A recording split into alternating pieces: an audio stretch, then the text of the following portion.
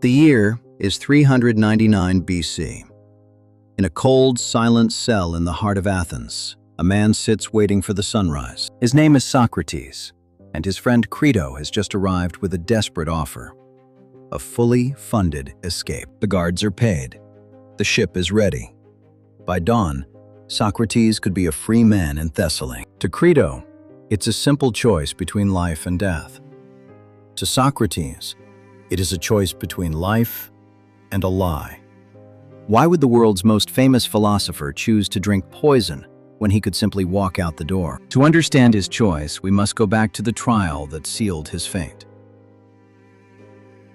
The setup to a social execution. Socrates was charged with impiety and corrupting the youth.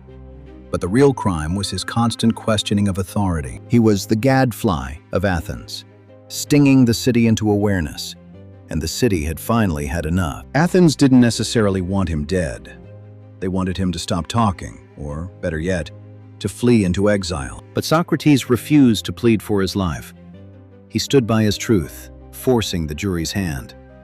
The vote was cast. Now, in the final hours, Crito begs him to flee. This brings us to chapter 3. The argument with the laws. Socrates asks Crito to imagine the laws of Athens standing before them, speaking as if they were living beings. Did we not bring you into this world, they ask? Did you not agree to live by our rules for 70 years? This is the foundation of natural law. You cannot benefit from a system and then discard it the moment it becomes inconvenient. Socrates argued that if he escaped, he would be proving his enemies right. He would be a fraud. A philosopher's work is not found in his books, but in his life. To run would be to erase every word he ever spoke. He chose the integrity of his soul over the comfort of his body. The decision was final. Chapter 4. The Final Cup. The sun begins to touch the horizon. The executioner arrives with the hemlock. While his friends wept and wailed, Socrates remained the calmest man in the room. He comforted them. "What is this strange outcry?" he asked. "I have heard that a man should die in peace. Be quiet then, and have patience." He drank the poison as if it were a toast to the gods. He walked until his legs grew heavy, then lay down. His final words were a request to pay a debt. Even in death, he was concerned with his obligations to the law. But this isn't just a story about an old man in Athens. Chapter 5. Advice to the modern generation. We live in an age of convenience, where shifting our values to fit the crowd is often the path of least resistance. We are often tempted to escape our responsibilities or bend our core truths when the price of standing tall becomes too high. Socrates teaches us that your integrity is the only thing you truly own.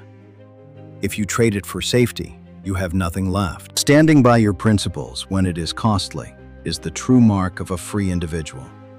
Anything else is just acting. Ask yourself, what is the lie you are being asked to live today?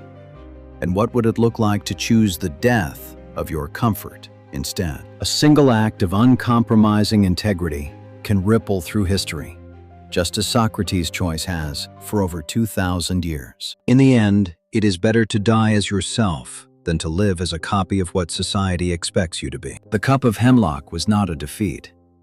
It was the final, most powerful argument of a life well lived. Choose your principles, stand your ground, and never trade your truth for an easy escape. Crito wasn't just offering money. He was offering a future.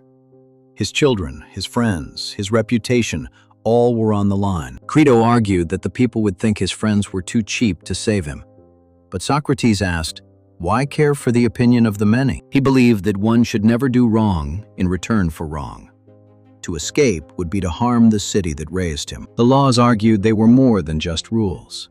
They were the parents of his education and his citizenship. To break them was to betray his family. Fear of death is just the pretense of wisdom, Socrates said. It is thinking we know what we do not.